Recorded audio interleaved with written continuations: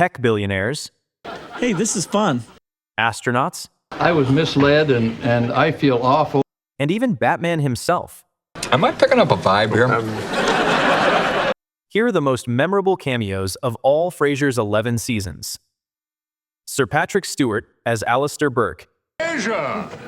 Oh, Alistair, so sorry to hear about your ordeal today. Patrick Stewart turns up in the third episode of Frasier's final season. He plays Alistair Burke, the impossibly debonair conductor of the Seattle Opera Guild. That's Alistair Burke. I know. Who's Alistair Burke? He is only the head of the Seattle Opera Guild and one of the finest directors in the world. The episode aired in September 2003. After a chaotic detour into a gay bar, a gossip columnist outs Frasier on local radio. Don't tell me. All right, tell me. Within hours, the whole city assumes Frasier is gay, and Alistair swoops in to start the most expensive seduction in Seattle history. There are gifts. Is that a new watch? So what if it is? Jewelry. Oh, he's a keeper. There are concert tickets. Well, you'll meet him next month at the concert in Madrid. Oops, now I've spoilt the surprise. There is, briefly, talk of a Spanish getaway. He's taking me to Madrid. Frasier doesn't immediately correct the misunderstanding. Being part of a Seattle power couple is just too much fun. You realize that every person in this room thinks that you're Alistair's boyfriend? Listen, I can't help it if people think we're a couple. Don't go far.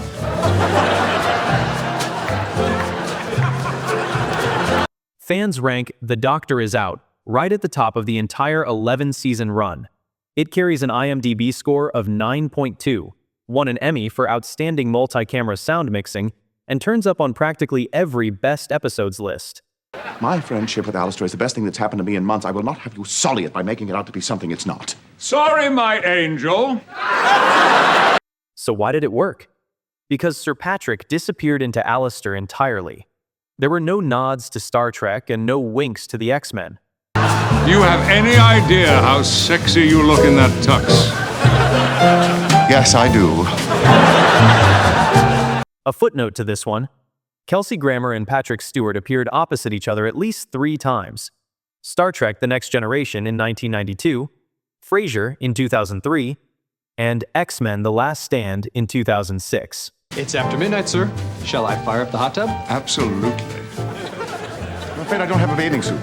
Then you'll fit right in. One of the greats. Next, we have Michael Keaton as Blaine Sternin. Frasier, my brother. It's been too long. Hello, Blaine.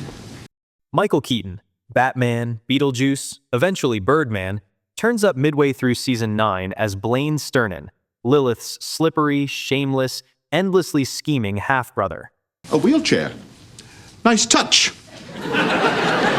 Blaine is a career grifter. Frasier has been swindled by him before, more than once, and is on full alert from the moment he hears Blaine has rolled into Seattle. Dr. Crane, the man is in a wheelchair. Which means that somewhere, someone is missing a wheelchair. Blaine arrives claiming a recent religious conversion, a ministry of his own, and a deep need to make amends. I know these words sound strange, but I've had a deeply religious conversion. Everyone but Frasier buys the makeover. All right, here you go, Frasier, my man. Stick it anywhere you'd like. You'd have to get up for that.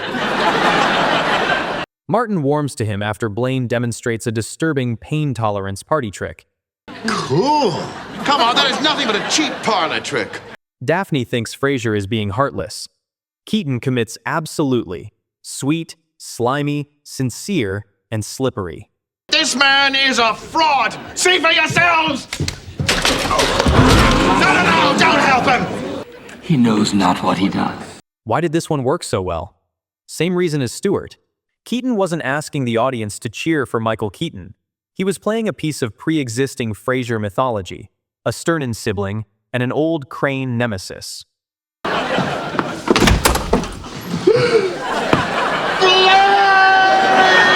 Sticking to the con artist theme, up next we have Nathan Lane as Phil. I'm not trying to weasel out of this. I'm guilty, and I deserve what I get. Look, here's your keys. The car's out front with your briefcase in it. Nathan Lane, Broadway royalty, the voice of Timon, one half of the Birdcage, arrives in Season 2 in Fool Me Once, Shame on You. This is the episode where Frasier gets his briefcase stolen from Cafe Nervosa. Oh, my goodness. Where's my briefcase? Didn't you put it under your chair? Well, yes, I did. Someone must have taken it. He finally catches up to the thief at the end of the episode. Nice suit. Oh my God, it's you! Oh, no, Lane gives Phil the kind of charm that makes you root for him to get away with it, which is precisely the trick the script needs. No, Dad loved me. Mom spoiled me. And I was the bully next door. Lane's performance was strong enough to earn him a 1995 Emmy nomination for Outstanding Guest Actor in a Comedy Series. I'm telling you, Doc. Lazy. Look at your pants, for God's sake. You think I'd take them in to be hemmed, right? Staples! Oh, dear God. Staples! That is the bar Frasier was setting in its second year. Then why don't you change? Haven't we been over this? Give me an L. Give me an A. Give me a... Landing unforgettable guest stars and Emmy nominations right from the off.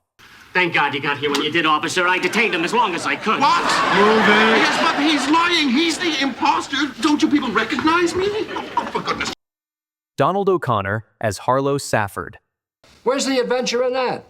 I'm 78. Someday I'll be too old to jump off a moving train. Donald O'Connor, Singin' in the Rain, the man behind Make 'em Laugh. He was a multiple Emmy-winning Hollywood institution by the time he turned up on Frasier, appearing in Season 3's Crane vs. Crane. Don't believe I've ever seen a fire pole in a home before. Oh, it saves a lot of time. Except we're going up, of course. He plays Harlow Safford, an eccentric, wealthy elderly gentleman whose own son is trying to have him declared mentally incompetent. Niles is hired by the prosecution and is delighted. He's been longing to perform in a courtroom for years. I believe it was Herodotus who said, "Circumstances rule men. Men do not rule circumstances." Frasier, asked by the defense to interview Safford, is enchanted by him. Harlow is charming, articulate, and slightly grandiose.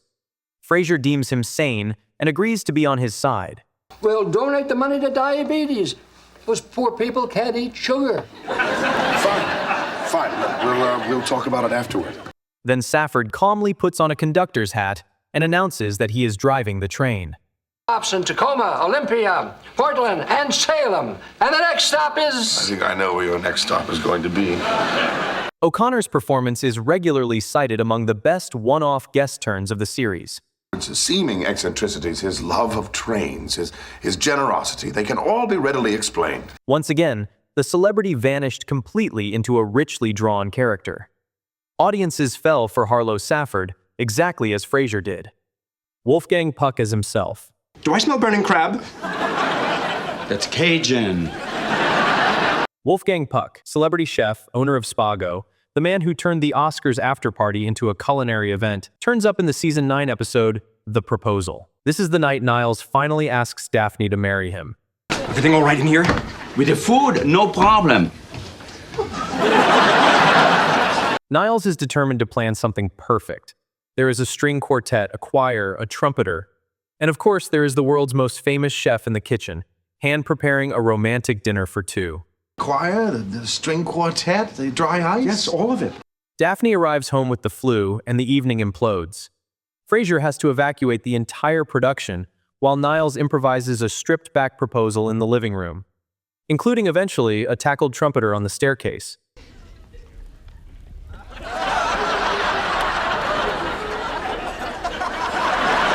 Puck is on screen for less than 2 minutes. He fusses, he scowls, he insists his crab cakes are not burnt, and he mutters under his breath when told he is being sent home. They're getting beautifully crunchy. The episode won an Emmy, and Puck's appearance is a great bite-sized moment inside it. The cameo serves the comedy of Niles' preposterous scheming, not the other way round. This was always the recipe for success when guest stars appeared as themselves. Not everybody. Larry King as himself. Samantha Pierce, she's in Los Angeles to appear with us. Currently, she's trying a case in Seattle defending the butcher knife killer. Larry King, the suspenders, the desk, 3 decades on CNN, appears in the Season 5 episode, My Fair Frasier. It's one of King's many, many appearances across film and TV history. Don't you think being in the public eye, dating some of the world's most famous men, affects the way jurors perceive you? Now, that's not really fair, Larry. Frasier has just started dating Samantha Pierce, a high-powered attorney. He is convinced she is shy, sweet, and slightly overawed by his fame as a local radio doctor. Short blonde hair, blue eyes? Right, how would you know that? She's on Larry King. Then Martin walks in and points out that she's being interviewed on Larry King Live. He's asking her about her rumored relationships with Kevin Costner, George Stephanopoulos, and Brad Pitt. What about the much-publicized relationship with Kevin Costner? Oh, that's just a rumor. King never crosses into the world of the show. He never meets a crane, but is simply there, demolishing Frasier's ego from inside the box. I can certainly see how she'd be intimidated by your fame. John Glenn. Senator? Yes. I'd like to introduce myself. I'm Dr. Frasier Crane. Oh, glad to meet you. It's a pleasure to meet you. First American to orbit the Earth, four-term U.S. Senator, genuine national hero, appears in the Season 8 episode, Docu.Drama. Roz, you've gone with an also-ran. Who is it? John Glenn. Roz is producing a passion project space documentary and has asked Frasier to narrate. Frasier, naturally, cannot help improving every detail. So Roz fires him and replaces him with the most qualified person on Earth. The John Glenn, American hero. So I take it there was no one available with any previous radio experience. Glenn arrives, sits down at the studio mic, and reads the documentary script in the studio booth. Then he goes wildly off script and starts telling the audience that astronauts knew about UFOs the whole time, that NASA covered it up, and he might have just said too much. But we knew what we saw out there, and we couldn't really say anything, and the bosses were scared of this. The reception for this episode was mixed. Fans have spent 2 decades flagging the same issue. One puts it bluntly, an American hero, but somewhat out of his element here. Looks like maybe somebody should cut back on the old tang. Some point out that the problem wasn't Glenn himself, but the way the series stopped to admire the cameo. Oh, wait. You were recording all that? Well, yeah, but that's okay. We've got plenty of tape. I'm gonna need that tape. The premise was charming, but it just didn't quite land. Bill Gates as himself. And letters of support to Kenny Daly, KACL, P.O. Box. Our special guest has arrived. Bill Gates, Microsoft chairman, then the richest man on Earth, the tech equivalent of a rock star, turns up in the 200th episode of Frasier. The idea was solid. Frasier is celebrating his 2000th radio show, and the station has booked a Seattle-based mega icon as the special guest. Ladies and gentlemen, let's please welcome Microsoft Chairman Bill Gates. Good to see you, sir. Yeah, sorry I was late. Oh, that's all right. Then the calls start coming in, and every single one is a Microsoft customer with a tech support question. Yeah, hi, Mr. Gates. I bought your new Windows XP program. I'm about to install it, but it's an upgrade. Do I need to make a boot disk? Gates calmly answers, yes, you can install the upgrade without a boot disk. Yes, multilingual add-ons are available. The episode aired 19 days after Microsoft launched Windows XP, and one specific line turns up in basically every retrospective of celebrity product placement in sitcom history. I hope that answers your question, Warren. It's a feature of XP. Very quick, very smooth. Gates was paid the standard rate of around $3,400, so it wasn't paid product placement in the legal sense. But the timing, the script, and the content all walked the line. It was saved only by Kelsey Grammer's reaction faces and this section. Do you believe this egomaniacal gas bag? He's taking over my show. Go ahead, Bob. I'm listening. Again, this did not go down with fans, mainly because they tuned in for Frasier, not a Windows XP infomercial. Roz, I believe Mr. Gates is probably anxious to get on with the interview. No, I'm happy to. The rule the writers had set themselves in 1993, celebrity contained, world unbent, got broken on the show's milestone episode. Dr. Phil as himself. I'll be talking about life strategies at the State Theater Friday through Sunday. Come join us. It might just change your life. And so we arrive at the Dr. Phil cameo. There's a doctor. America's most famous TV psychologist, and arguably Frasier Crane's only real-world counterpart, appears in the Season 10 episode, The Devil and Dr. Phil. In fact, speak of the devil, here she comes. Phil, darling. Oh, that was... The backstory for the cameo is that Phil and Frasier are old friends from broadcasting seminars they both attended decades ago. Phil owes Frasier $200 from a card game. Phil is now represented by Frasier's former agent, BB. Are you still whining about that $200? BB is trying to lure Frasier back as a client, dangling Dr. Phil's level of fame as bait. If only you and I had... Well, that's water under the bridge, I guess. Later, BB corners Frasier in her hotel room. Black dress, red lighting, the works. Until Frasier comes to his senses and bolts. Join me, Frasier. I'll make your dreams come true. I can't! BB had already moved on from Frasier 2 seasons earlier. Even fans who loved Phil felt the rest of the episode was treading water. This was the most polarizing of any cameo. I probably should be going, actually, but Roz, it was really nice to meet you. And Frasier, tell you what, let's do email. Okay. Dr. Phil absorbed Frasier into Dr. Phil's world, and the illusion never recovers. Isn't the future always in front of you? Yes, but not firmly. Derek Jacobi as Jackson Headley. Good Lord. It's Jackson Headley. Who? Jackson Headley, the famous Shakespearean actor. He came to my school when I was a teen. We open this list with one knighted Shakespearean disappearing into a role. Here's another. Sir Derek Jacobi, I, Claudius, a 2-time Emmy winner, one of the finest classical actors Britain has ever produced, turns up in the Season 8 episode, The Show Must Go Off, which aired February 2001. He plays Jackson Headley, the actor who first introduced the young Frasier and Niles to the magic of Shakespeare. What's Jackson Headley doing here? Signing autographs and being awesome. They've got the whole cast of Space Patrol coming this weekend.